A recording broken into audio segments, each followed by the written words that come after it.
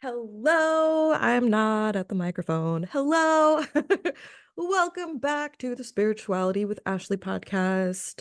At some point, I'm going to have intro music. I actually considered singing, not actually like singing a song, but like doing a little jingle for myself. And then I was like, I'm not doing that. So the thought did cross my mind. Maybe my guides are like, hey, why don't you, express your creativity, be musical. I am very musical when I'm in the shower by myself. Anyway, I don't feel like that's podcast material. So this is where we're at. Thank you. Let me adjust my mic. Thank you for being here, for tuning in. I've got my tea as usual. Sometimes I have coffee, but it is almost 6 p.m. So I'm drinking tea right now. It's ginger tea. It's very grounding. So if you're home, get comfy, grab a cup of tea, have some tea with me. And as always, reach out. You can find me on social media, Spirituality with Ashley, on Instagram and TikTok, and also YouTube. And as of right now, Spotify still is letting you, well, I shouldn't say as of right now, because what if you're listening to this far in the future, 50 years from now? I feel like it's going to be a weird episode because I'm already breaking out the accents. So, yeah, if you're listening to this in the future, maybe you'll still be able to leave a voicemail. But right now on Spotify, as of February 2024, you can leave me a voicemail. How cool is that? You just have to navigate through the browser to the artist page. And oh my gosh, I am seeing light specks flying around. Oh, my guides are here. We love that. Welcome. I love that they're showing themselves. So if you're watching this on video via Spotify or YouTube, you can see the flex. Oh my gosh, I might actually have to edit this so that you can see it again. Oh my gosh, that's so cool. Thanks, guys. I feel the support because I'm feeling a little tired right now. But I was like, I really want to talk about this stuff. I'm feeling very inspired, and it's important to do this when I'm feeling inspired. That's a thing. When you are feeling really motivated to do something, when you're feeling that intuitive inspiration, go for it. Do the thing. Take the leap. And I just got some messages about that specific thing. Like, take the leap. Don't try to figure out the outcome. Stop analyzing. Stop thinking about what could happen. Just do the thing. And so I'm doing the thing, guys. If you like this episode, if you like this podcast, if you're like, hey, this chick is kind of cool, share the episodes with other people that you think might benefit. Oh, I love sharing podcast episodes that are like, that just get me. Love it. So please share if you know somebody who'd be interested. Don't force it on anybody, of course. But you could put it out there. You could put it out there. You could be like, hey, you might like this. And leave me a voicemail. Find me on Insta, TikTok, YouTube. Say hey. Come on by. Let's hang out. I'm always here for it. I love getting messages. All right. We're going to get into this episode. I'm not going to do a whole intro description, but I am going to show you my page of notes. And I feel like my guides are here because this is, you know what I say often? We could turn, I was about to say we could turn my podcast episodes into a drinking game, but I don't think we should do that. I don't think that's a good idea. It could be like a tea drinking game. How hydrated can you get while listening to one of these episodes? I was going to say, because there are some things that I say over and over, and sometimes I hear myself and I'm like, why? Why am I using that phrase? Fish, the friendly neighborhood cat who lives in my apartment. Just kidding. She's our cat. She's in the bathroom playing with a hair tie, and I can hear her sliding around like it's an ice skating rink, and she's wearing trash bags and not ice skates. Although now thinking about a cat ice skating sounds really cute. Okay, we're going to focus. We're focusing. We're bringing it back in because I'm already like talking about ice skating cats and trash bags. Oh my gosh, the light, it flew by again. You know, it'd be really funny if it's actually like a bug that just looks like a light.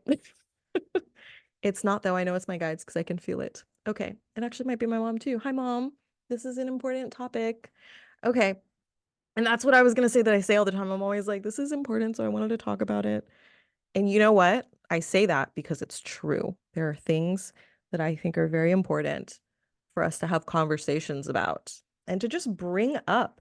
And it was weird. So I'm supposed to have a lazy day today, and I did have a pretty lazy day. I have a lot of very not lazy days, so my lazy days are sacred, and they should honestly be regular, but for right now they are sacred. Trying to do it at least one time a week.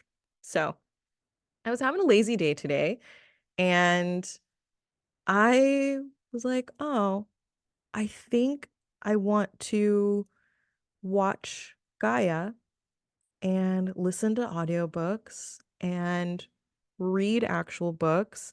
And I've had this on my mind for a while. Like, I hear things and I'm just like, oh my God, I could have a whole conversation about this one topic.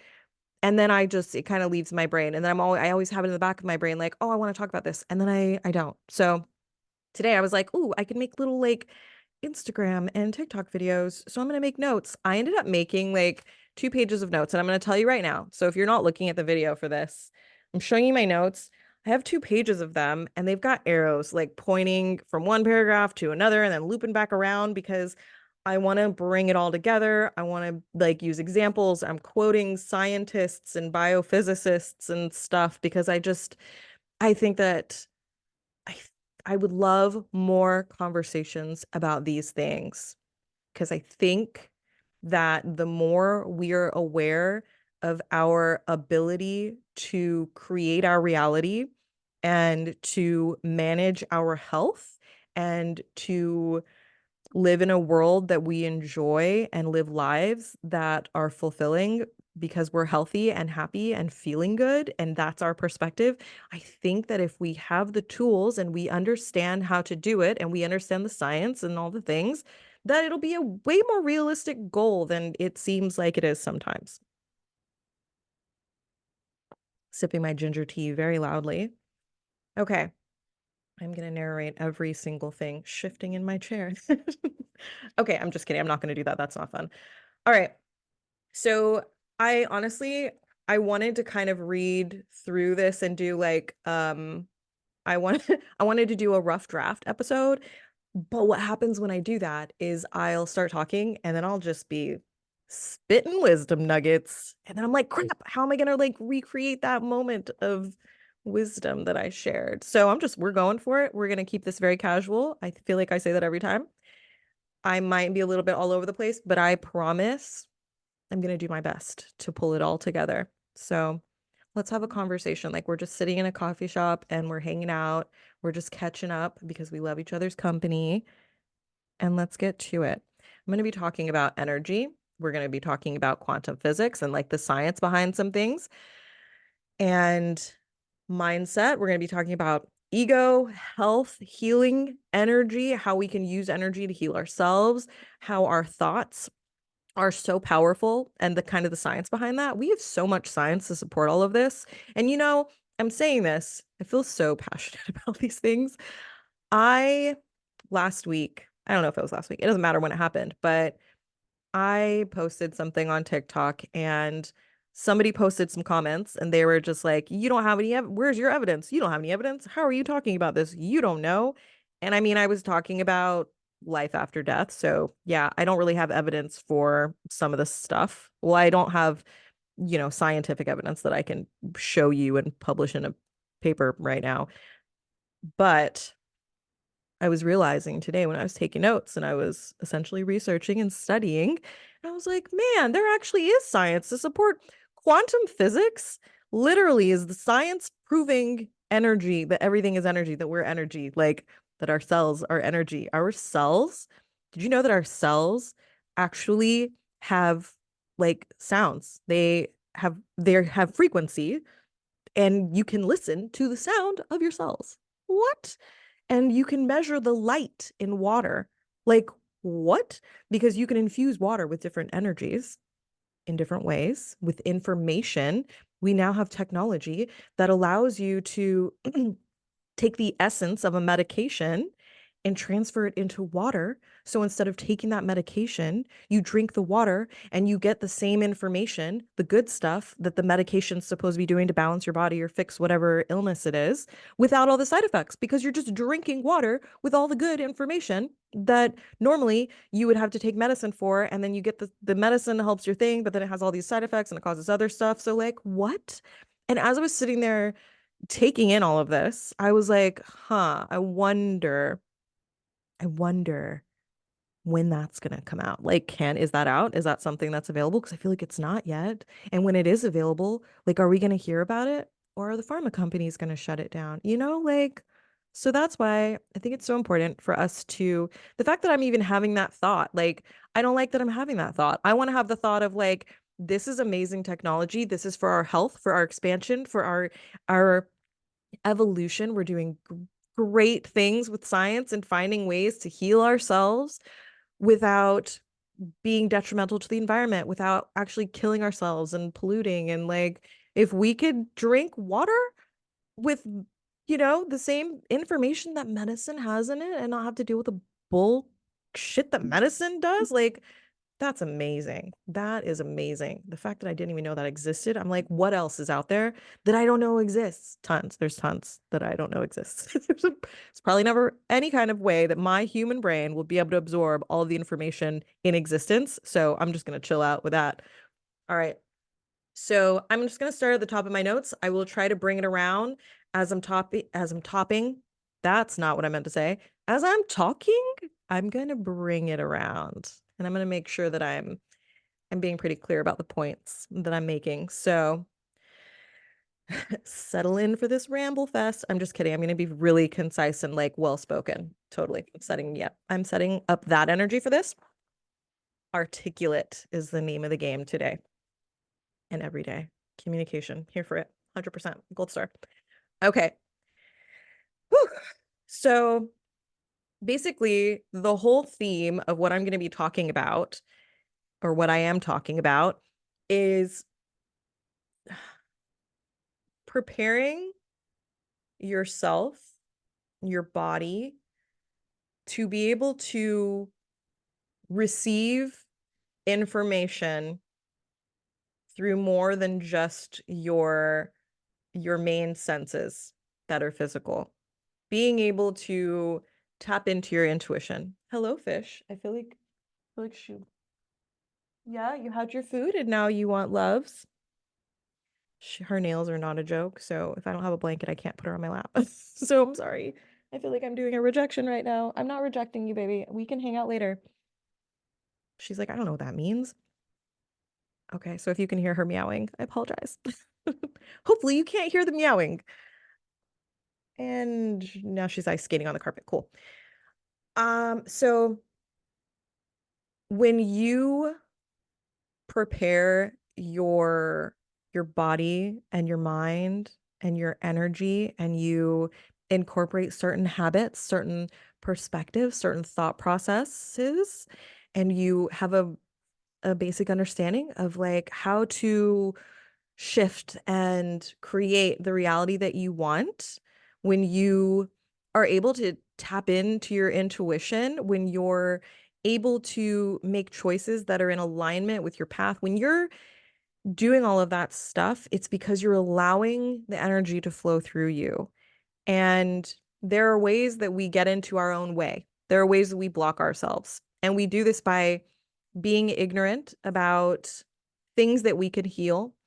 We do that by ignoring stuck energies. We do that by impeding the flow of energy through certain habits, and habits like negative self-talk and constantly being in a state of fear and really being super, super, super logical all the time, because that creates, I mean, I'm not saying don't be logical, but what I'm saying is when we're being logical, that's the left brain. It's the left side of our brain. Oh my gosh. Left side of our brain is logic.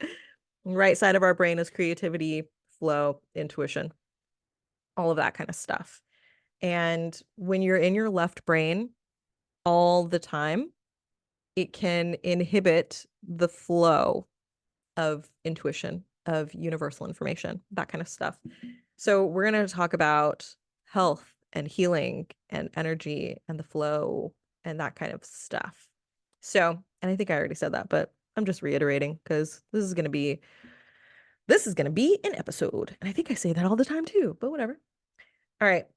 So it's really important for us to break up stuck energies because as we break up any energies that are stuck and we allow that flow of energy through us without hindrance, without being impeded by stagnant energy or stuck energy, repressed feelings and emotions, trauma, when we're able to break up that stuff, allow it to leave our bodies, our energy fields, when we release it, it allows us greater access to higher awareness, to universal knowledge. It allows us to tap in to the Akashic field. It allows us to tap in to our spiritual teams, to tap into all of the energies and non-physical stuff that's around us that we are not readily aware of because we can't see it and we can't physically interact with it. So when we break up all that energetic stuff that's in there that's impeding that, it allows us to access this higher awareness. So imagine it as like the difference between walking through mud and versus walking on a smooth, solid surface. When you have these blockages and you're not allowing the energy to flow, and this is like, even if you're not aware of it, you could have a bunch of blockages, you could have pain and not realize that the pain in your body is blocked energy. Like that physical pain is a manifestation of a type of blocked energy, keeping you from being able to access your full intuition, keeping you from being able to develop your psychic abilities to the extent that you're able to, stuff like that, keeping you from being able to tap into this higher consciousness that's available to all of us at all times, to everyone. So Albert Einstein, he actually said that our reality is an illusion, which I think is really cool.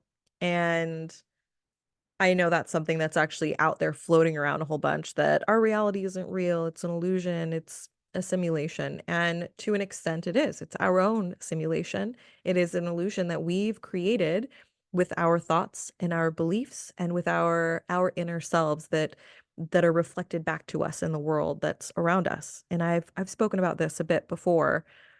And by understanding that we're the ones creating our reality, we can also understand that if we're creating our reality, we can change it. Because I don't know what I'm saying there. Yeah. I'm just going to move on to my next note. Oh my gosh. Okay. So it's really important to make sure that we're spending time going within, meditate, get into nature, all the things that we hear about all the time. Go within, allow the external world to kind of fall away, and whatever that looks like for you, that could be a walking meditation where you're walking and you're focusing on the sounds that you're hearing outside and just being in that present moment. Meditation is really about being in the present moment, getting rid of expectations, letting go of worries, and just being in right now, right here. And when you're right now and you're right here and you're making that space for yourself to receive, that's when you're going to get that flow. And as you go within, you're able to discern obstacles in your path. As you take that time to go within, you'll notice where like things get stuck or things aren't flowing like they should. And then it gives you the opportunity to dissolve those things and work through them and release them, which allows you to become more aware of who you truly are, which is essentially an eternal being, an eternal soul whose existence is love. Like we are love at our core. And I feel a little weird saying that because I feel like so many of us don't feel that. I'm I have moments where I'm so good at coming from a place of love, and then I'll find myself saying something in judgment. And I'm like, whoa, of myself, of other people. And I'm like, whoa, where did that come from? And whenever that happens, it's me letting myself know that's something that needs to be released. That's something I need to work on. That's a belief that I have, or a thought process that I have. And whatever I just saw and judged is challenging that thought process. So it's something to examine. If you're not coming from a place of love, you're coming from, essentially inversely, a place of fear or hate, or a place of negativity. It could also be a place of confusion, a place of anger, a place of sadness, um, all of those things, cynicism. So being able to recognize that you're not coming from a place of love is huge, because it gives you the ability to turn it around and then have gratitude and start to come from a place of love, or start to at least be able to consciously make the choice instead of just being judgmental and going on with your day, because that's something that people do all the time and it's normal. And so why take a second look at it? Does being judged feel good? No, it doesn't. I don't think anybody's ever enjoyed being judged. And I really can't speak for everyone, but I certainly don't enjoy being judged, whether it's me doing the judging of myself or somebody else doing the judging, or me feeling like somebody's judging me because I'm secretly judging myself. It doesn't feel good. So I always want to empower people. I want to empower all of us and remind myself that I am fully responsible for the life that I'm living and the way that I am. Because as an adult, you get to choose if you want to carry on your belief systems from childhood. You get to choose if you're going to be aware of your behavior patterns, or if you're just going to keep on identifying with the things that you were taught growing up, because that's what you know. That's your choice. And whatever choice you make is totally fine. And guess what? I'm not going to judge you. I'm going to try really hard not to, because I don't ever want to judge anybody. I really try to use those moments as opportunities for growth. I don't want to judge people. I don't want to be judged. So our left brain is very logical. It's analytical. It's really structured thinking. And the left side of our brain is where we create definitions for things as we're figuring stuff out. It's very structured. We label things. We use our left brain to analyze, to find meaning. And our society is perpetually left-brained. Like, we're encouraged to live in the left side of our brains from the time we're kids, and have to go into structured school for a certain amount of time, and we're taught very specific things that are super filtered and structured a certain way. And then we're expected to make these logical decisions about what we want to do with the rest of our lives without really understanding who we are. And it's all supposed to be very logical and structured and categorized. Oh, well, what are you in school for? What are you going to go to school for? What is your job? Like, those things don't define who you are. And we tend to identify with these things and then label ourselves and label other people and label, whether one path is good or another path is bad. And it's not about a good or a bad path. It's not about having to figure everything out. So when we live in the left side of our brains, what happens is we define things. And once you've defined something in order to make sense out of it, then you're able to make a rule about it. And then that rule that you've made about it turns into a belief. And then that belief ends up in a belief system once you've done that with a few different things. And then we identify with our belief systems, and we identify with that type of thinking. And then, because we're so used to being logical and figuring things out and having to find meaning, then we seek proof and evidence, because we've got to get back to that logic. We always have to have the logic in there. And so I think I didn't finish my thought from earlier, where I was like, I posted something on TikTok and somebody commented, and they basically were saying I didn't make sense, and how can I talk about something if I don't have proof, and I didn't have any evidence. And then part of my response was, well, I don't really subscribe to a belief system that needs evidence or proof. There is a lot of proof and evidence through quantum physics for a lot of the stuff that I talk about and a lot of the things that I believe, scientifically proven. But I don't want to argue with people. Would love to have, a discussion. I would love to have a conversation where, people have opposing ideas. That's where you grow. It promotes being open-minded when you're able to entertain other perspectives. And I felt like when I commented that, I was like, well, I don't subscribe to a belief system that needs evidence or proof. That's because I just know. I know so many things and I don't know how I know them. I don't know how I'm able to understand them, but I know that they're real. And my proof is that I do readings and I accurately read people's energy and then I know how they're feeling and I understand life situations they're going through. And there's no way that I could understand that. And there's no way that I can prove it. So I don't know. I don't know what to tell you. It's cool if you don't share that belief system. Um, we can have a conversation about it. I would love to tell you about my experience and why I think the way that I do, and I will totally listen to you. Tell me about why you need the evidence and the proof. But that's just not somewhere I like to live because it feels a lot better to go with the flow and not need proof and evidence for everything. And I will tell you right now, I love science. I love proof. I love evidence. And I've really had to learn through my spiritual journey that sometimes looking for proof and looking for evidence is me getting into my way. If I'm trying to connect with my spiritual team and I'm not getting the evidence that I'm looking for, that's going to prevent me from being open to however it is that they are going to communicate with me. And so I don't I don't want to subscribe to a system of beliefs where I have to have evidence and proof for everything because I feel like that limits me. And I'd rather be open-minded and flow with how things are happening and be open to how things are going to happen because I don't know everything and I don't know how everything's going to work out. I don't know how everything's going to happen. It feels a lot more freeing and I'm happier doing it that way. So, as we seek proof and we are in that logic circle that we identify with that way of thinking in our society. It's just the way our society is right now and it's shifting, but there's still a huge energy of being logical, needing to label things, needing proof.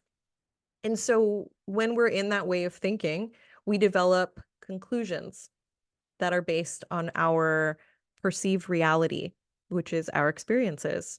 And when we develop those conclusions, we use those conclusions as proof or evidence for why that conclusion is true. And we allow our fear to create negative interpretations because we're going based on logic. So I really loved this example from who gave the example? Oh, I forgot his name and I didn't write it down. Ah, it was such a good example.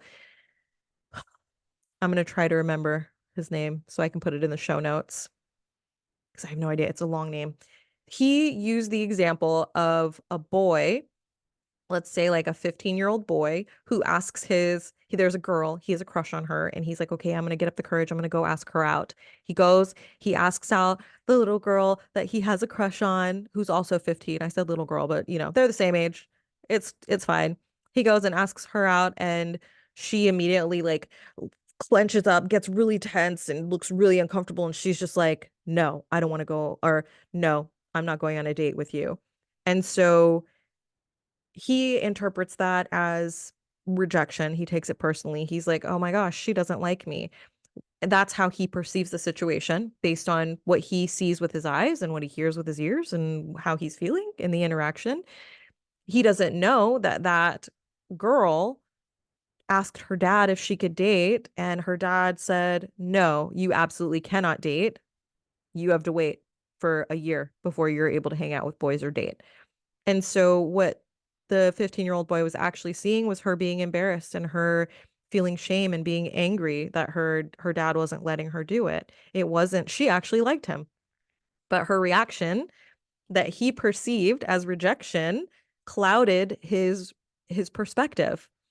He interpreted it through his lens, and he he drew a conclusion from that experience. And then that created a fear in him that he wouldn't find somebody that he liked, because then he asked out another girl, and she was a cool girl and hanging out with her friends, and he went up and he was like, "Hey, would you like to go to a movie with me?" And she laughed and said no.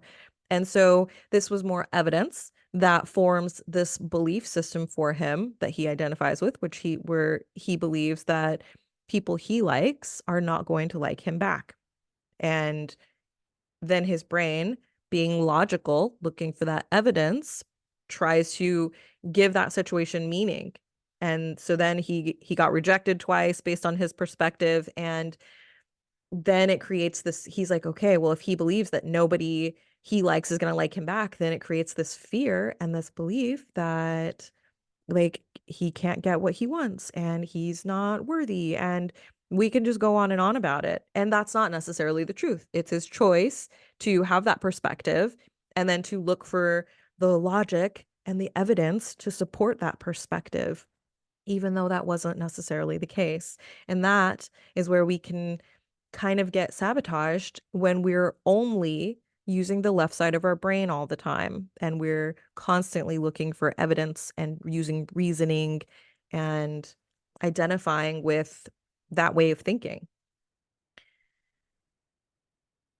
So the point is that your intuition can get clouded by fear-based emotions, and fear-based emotions take us out of love. They take us out of our heart center.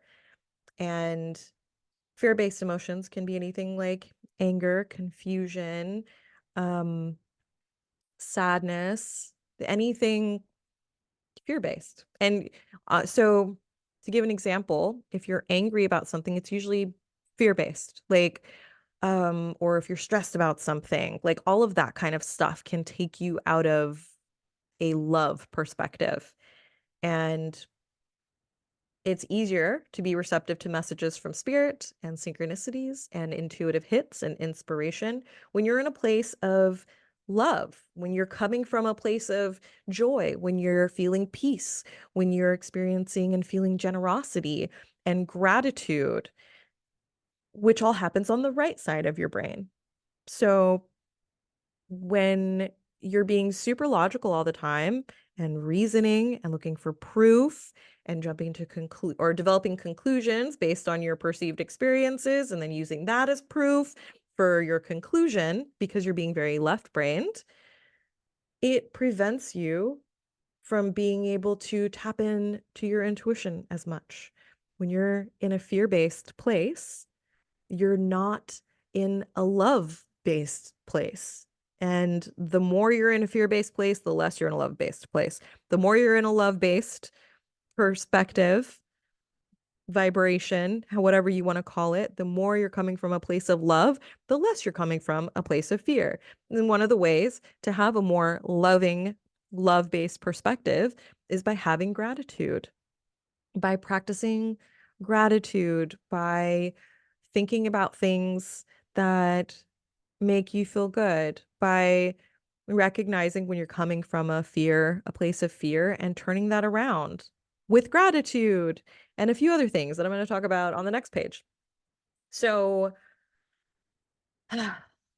our left brain society makes it challenging to flow and to trust. And so if you're having a hard time trusting your intuition or allowing energy to flow through you, or if you're experiencing challenges with accessing your intuition or developing your gifts or figuring out your purpose, have gratitude. Think about things that you're grateful for and try to get out of that left side of your brain. Try to be more aware of when you're being very left-brained and find more balance between left brain activities and right brain activities. I'm not even going to get into that because that's not what this is about. I want to talk about more things. Okay, so we can definitely Google left and right brain activities though. Just quickly, left brain activity, very logical. My career right now is being a software engineer. I'm very logical when I'm doing that. I'm problem solving, it's very structured. I'm using a lot of logic. And then I have my spiritual business, which is very right-brained. I'm very creative. I listen to my intuition about what I want to talk about, and I don't I don't have like this rigid structure. I just kind of flow with what feels right in the moment. And I let go of my beliefs. I let go of my whole belief system so that I can bring through clear messages for people. So that's how I'm using the balance. When I just had my technical job where I was very left-brained all the time, it didn't feel right to me. It felt like something was off, and it's because I wasn't exercising that right part of my brain. Sometimes I would because I love art and I love painting and drawing and making friendship bracelets with the little thready stuff you get from craft stores. Like I love all of that kind of stuff. And so I would do that to kind of balance out the left side of my brain. So there are ways to find balance, and I'm not saying that like I'm not saying never be left-brained about things or always be right-brained. That's not what I'm saying. I'm encouraging balance. And I was saying that I feel like our society tends to encourage more left-brained thinking and that we could benefit from balancing it with more right-brained thinking. And if you do want to tap into your intuition, that it means maybe assessing how left-brained you're being. Are you coming from like a left brain perspective of logic and evidence and all of that stuff 90% of the time? Because if you are, that might be making it hard for you to tap into your intuition. Maybe introduce more creativity into your day, more grounding nature time where you're not in a very structured, I don't really know where I'm going with that. I just know that grounding in nature time would help. So I'm starting to ramble at this point. Okay. Moving on to the next thing. Oh my gosh, I loved this. Okay. So the next thing that I wanted to talk about was, and this is all related, so don't worry, we're circling back. We're going to circle back. The next thing that I wanted to talk about, I'm going to lower this mic. I feel like it's just in my face and I'm getting all antsy. Okay. Ooh, my little thingy, I don't know what it's called, the little screen that like catches your spit so you're not spitting on your mic. That's what I feel like it's for. I don't know. Is it so that I'm not like, so I don't put the mic in my mouth? What is the screen for? Doesn't matter. I can Google it. Just gonna have a list of stuff to Google. All right. The next thing. So Dr. Bradley Nelson wrote a book called The Emotion Code. And based on his interview, I'm pretty sure he's a hypnotherapist because he was talking about accessing the subconscious. And oh my gosh, it's so fascinating the stuff that he was talking about. And so I'm just going to kind of sum it up and share because I was like, what? Love that. Love that. I would love to offer um, hypnosis in the future because, oh my gosh, it's amazing for accessing your subconscious. And your subconscious knows everything about you, every single thing your subconscious has stored in there, like an eternal hard drive. So Dr. Bradley Nelson, he was talking about how our subconscious mind remembers everything while our conscious mind forgets things. Like everything about us is in our subconscious. Every block, every issue, every memory, every thought, every little experience. And our conscious mind is aware of some stuff, but then we forget where we parked our cars. Like, so it's weird. It's kind of a weird concept that be you can be under hypnosis and remember what it was like to be born. But when you're not under hypnosis and you're just operating from your conscious mind, you go to Walmart and you park and then you're like, crap, where's my car? I just think that's so interesting. So hypnosis allows us to access the subconscious mind. And what he's discovered and what he studies, what he writes about is how emotional baggage, which can be trauma, repressed emotions, blockages, emotional baggage causes blockages. That's what that is. And emotional baggage is often the underlying cause of issues, mental issues, medical illnesses. Every emotion, I love this one. He said that every emotion has a vibration or a frequency. And you can feel that because whenever you feel really heavy or like off or weird, you're probably feeling weird, like confusion emotions, or you're sad or you're moody, or like it changes your frequency. I just made a video about that because I found something with Bashar talking about when something happens that you don't like, if you mope about it and then you want to talk about it all the time and you just kind of like dwell in that thing, you're matching the frequency of the thing you don't like, because then you're taking on an emotion, you're reacting with a negative emotion. And when you react with a negative emotion to something you don't like, you're embodying that frequency of that negative emotion. And whatever frequency you're embodying is what you're putting out. And what you're putting out is what you're pulling into you. That's what you're attracting to you. And so when something that you don't like happens, you can choose not to match the frequency of that thing. Just let it go and focus on what you do want. So every emotion has a vibration. And when you feel an emotion powerfully enough, that emotion can get trapped in your body and stay with you. And so this happens with trauma. This is why there's so much inner child healing for us to do, because I'm sure many of us went through things in our childhoods or experienced things, and we felt really strong emotions, and then some of it stuck and stayed with us because our emotions are powerful. And he had an example of this, and it was a lady, a woman who came in to see him, and she was saying that she felt like she was having a heart attack. Her arm was hurting, her chest was hurting. I think her arm actually was losing feeling, and she was really not feeling great. And so he brought her in, and he decided to talk to her before calling an ambulance. And because he was like, well, hold up, because he knew that the subconscious knows everything and that we store stuff in our bodies. And so as he was talking to her, he was asking her these questions, and he found out that 3 years ago, she was married to a guy who had an affair, and he was the love of her life. She thought they were going to be together forever. So when she found out he had an affair and they got divorced, it shattered her heart. She was so heartbroken. That grief was so intense. She went to counseling for a year to work through it, and she thought she had. And so she got remarried, and she just thought her ex was her ex. She wasn't like dwelling on it, but she felt that heartbreak so intensely that it stayed with her. A part of that energy got stuck in her heart, in her energy center, her heart. And that grief, that loss, which is the shadow of the heart, or the negative, not the negative, when you have repressed stuff in your heart, it's often grief, loss, that kind of thing. And it was so stuck and heavy that it was creating physical symptoms. She was remarried and not even thinking about it. She was happy in her marriage, her new marriage.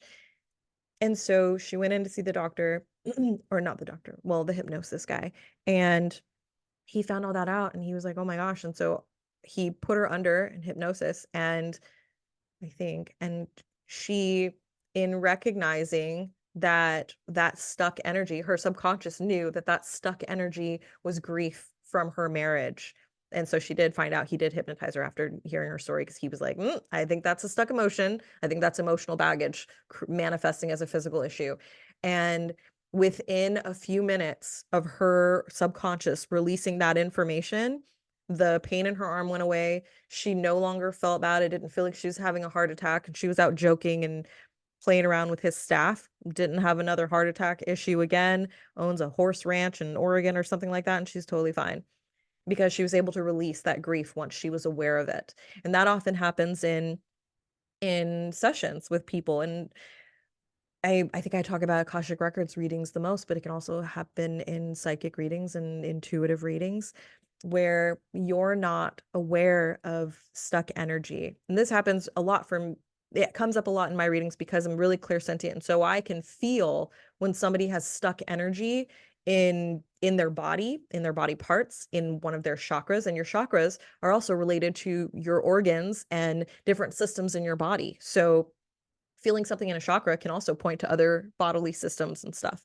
And so when somebody comes in for a reading and I'm feeling into their energy, the very first thing that I do is I do a body scan and I zone in on where I'm feeling pain or tension or stuck energy, because it just feels heavy, like tight, and just like you can tell something's not flowing right there.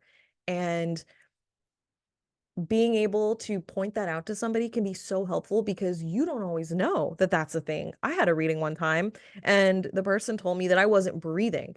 And like, I was like, what? And I realized, I was like, oh my God, I don't. I hold my breath a lot. And it ended up being from childhood anger that was actually sadness from some stuff that I experienced. And it was so visceral and intense that it stuck with me to the point where now, decades later, I'm not breathing fully because of that, because it's stuck in my heart chakra. So yeah, super interesting, right? Anyway, so I thought that was profound. This is one of the ways that a reading can be healing, just throwing it out there, just knowing something that you were ignorant about or unaware of can start the healing process and allow the release to begin to happen. So, all right. Oh yeah. So when you're feeling heavy or off, this can indicate blockages. When you're feeling kind of like, oh, weird. This happens to me occasionally. I'm I pick up on a lot of different energies, and sometimes I'm picking up on stuff and I'm like, is this me? Is it just in my regular everyday life? And I'll get really overwhelmed. I'm also just very sensitive to energy. And so if I'm not being very on point about grounding, doing my spiritual practices, resting, doing self-care, taking time for activities that I enjoy, that are just fun, if I'm not doing those things, I can get really bogged down with stress and heavier energies. And so when I'm feeling off, I usually know that there's some kind of blockage, and it can be caused by thoughts, emotions, and it can also be caused like feeling heavy and off, and it can also be caused by physical symptoms and illnesses, which again can lead back to thoughts and emotions that are stored or repressed, or belief systems that are not serving you. And so you can cleanse your energy field and strengthen your immune system by focusing on love and gratitude to overcome fear, to overcome the negativity.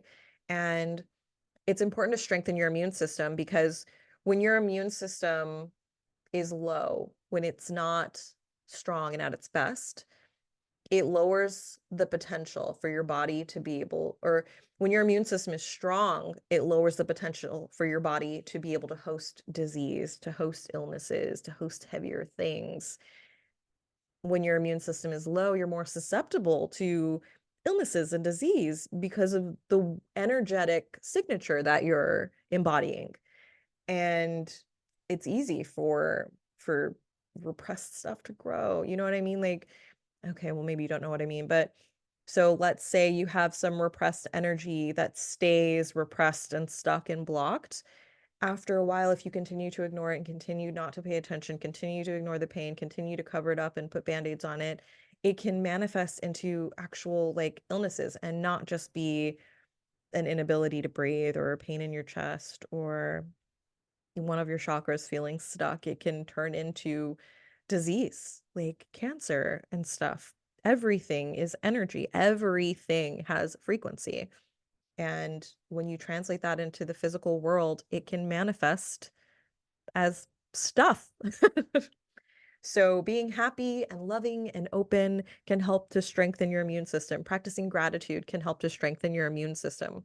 And I think it's wonderful to have these tools to empower ourselves to do what we can so that we can live healthy, happy lives and allow our energy to flow and tap into all the guidance that's available to us. What else? Be mindful of your thoughts because they affect your reality. Negativity is based in fear, so drop the fear to create a better reality. Your thoughts create your reality. Your thoughts are not just these things that are hanging out. Dr. Bruce Lipton talked about this and I loved it. His personality is so cool. He was saying that thoughts are not just floating around. They're not just these things that you have, then they leave, and then it's gone. It's like it never happened. No, that's not how that works. Your thoughts are translated by the chemistry in your brain. And this is, I'm essentially quoting him because he said it so succinctly. Your thoughts are translated by the chemistry in your brain. And then the chemistry is released into your blood. And your blood is the environment that shapes behavior and genetics. Think about that. Can we break that down for like a second? Our thoughts in our heads are translated by our brains, by our brain chemistry. Different thoughts produce different enzymes and different things, different chemistry. I'm not going to get into it because I don't really know the science behind all that, but our thoughts are translated by our brain. Our brains control our body. So we have a thought, it's translated by our brain chemistry, the chemistry in the brain. That chemistry, through that thought, our brain interprets it and releases it into our bodies, into our bloodstream. And then that blood is the environment that shapes our behavior and our genetics. That means that our thoughts are not just things that float away. Our thoughts create stuff. So it is so helpful to understand that if you're having thoughts of gratitude and uplifting thoughts, they're going to create a more uplifting, positive, nice reality than if you are constantly dwelling on thoughts that don't feel good and thoughts that are not serving you. I just thought, I was like, oh my God, I love the way that he put that, because I was like, what? Like, brain exploding emoji. And then, so interesting.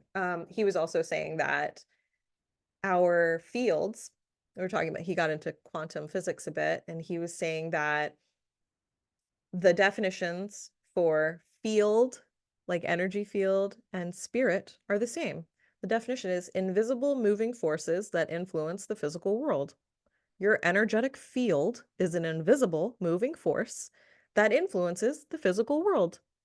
Your thoughts affect your energy field. The way that you feel affects your energy field. Everything is energy.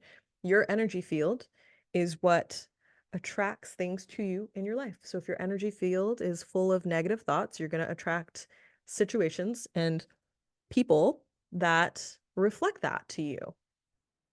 So interesting. I love it. I love this stuff.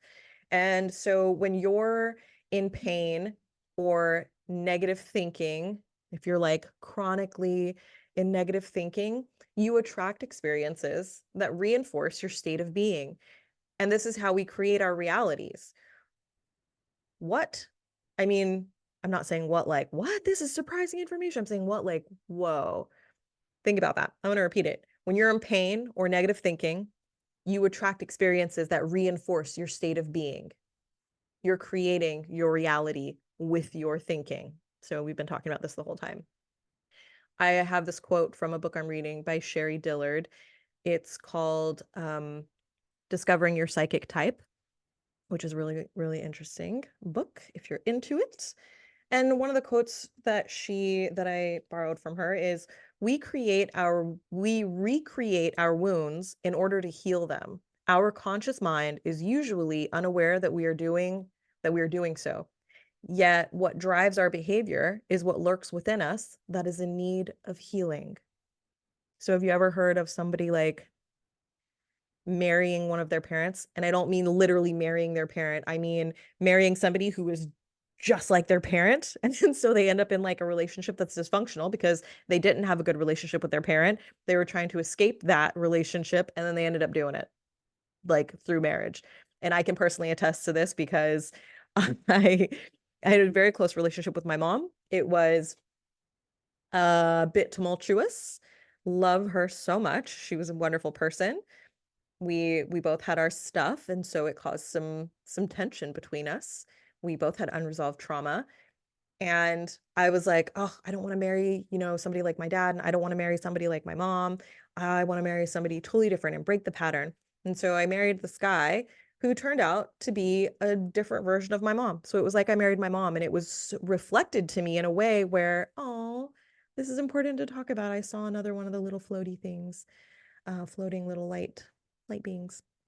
So that marriage was necessary for my growth because I grew so much learning about myself in that relationship, and in learning all of those things and having my relationship with my mom reflected back to me through my relationship with my ex-husband. I was able to notice things about my relationship with my mom so that I could heal from that relationship and have a healthier relationship and be healthier myself. And had I not married somebody who was very similar to my mom, I may never have reassessed the way that I was showing up in my relationship with her. I may never have grown in the immense ways that I did.